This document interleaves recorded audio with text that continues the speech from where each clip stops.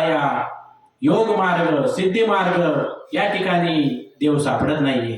हरिपाठामध्ये आहे बघा, भावी विन भक्ती भक्ती विन मुक्ती आणि बले विन शक्ती बोलू नये. भावाशिवाय भक्ती आणि भक्तीशिवाय मुक्ती व्यर्थ आहे. जर आपल्या अंगामध्ये बळ असेल तर काहीतरी आपण मारामारीच्या गोष्टी करू शकतो. त्याच्याच प्रमाणे जर भक्तीमध्ये जर भाव नसेल तर त्या भक्ती व्यर्थ आहे म्हणतात.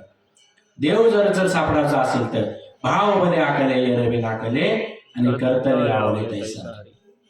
भावी विन देव नकले निसंदेह आणि गुरु विना अनुभव कैसा कले. ज्याप्रमाणे गुरुशिवाय कोणत्याही प्रकारचा शिष्याला बोध होऊ शकत नाही, त्याचप्रमाणे भावाशिवाय किंवा भक्तीशिवाय हा देव आकलला जाऊ शकत नाही. मी तुम्हाला ध्रुव बालाचं उदाहरण सांगितलं. ध्रुव बालाचं वय किती? फक्त 5 वर्ष. त्या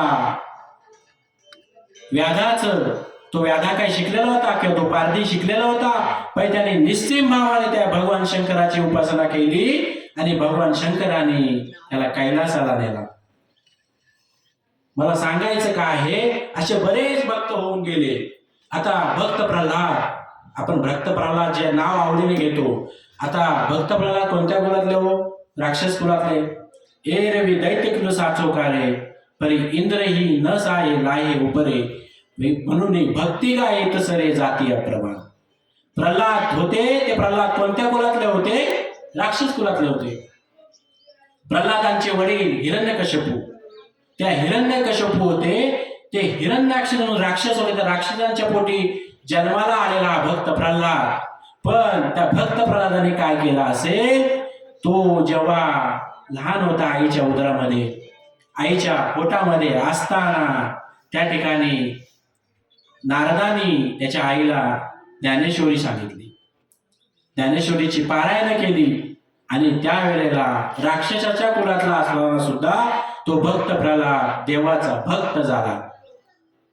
त्या ठिकाणी हिरण्यकश्यपूला माहीत पडल्यावर हिरण्यकश्यपूने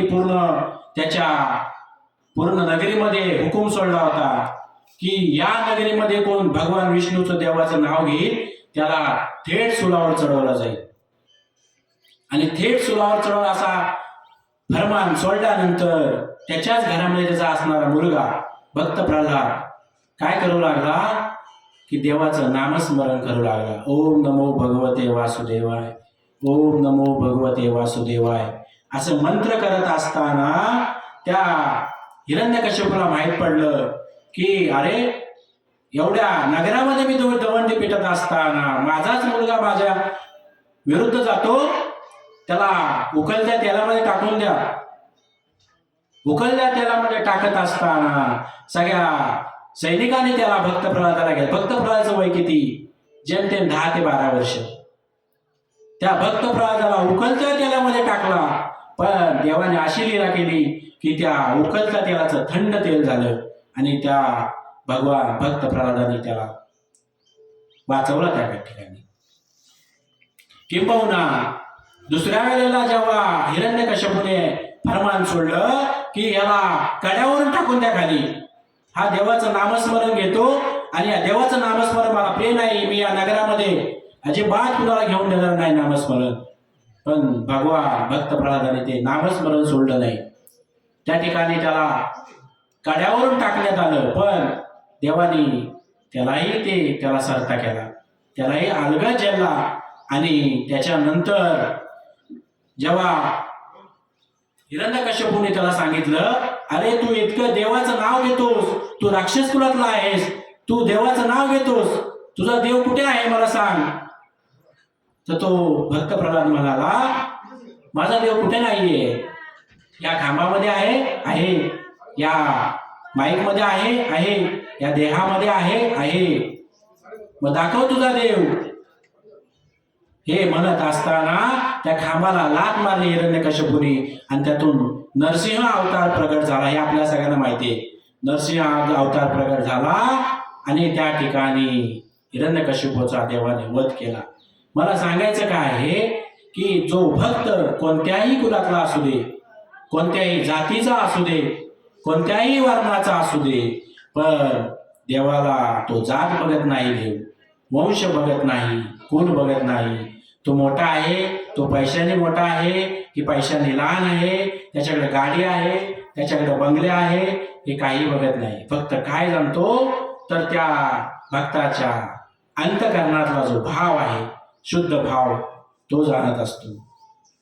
म्हणूनच या ठिकाणी आपले ज्ञानोबारायांनी या ओवीतून वर्णन केलेले आहे. काय सांगतात की पै भक्ती मी एक जाणे, ते तसाने थोर न म्हणे, आम्ही भावाचे पाहुणे भलते.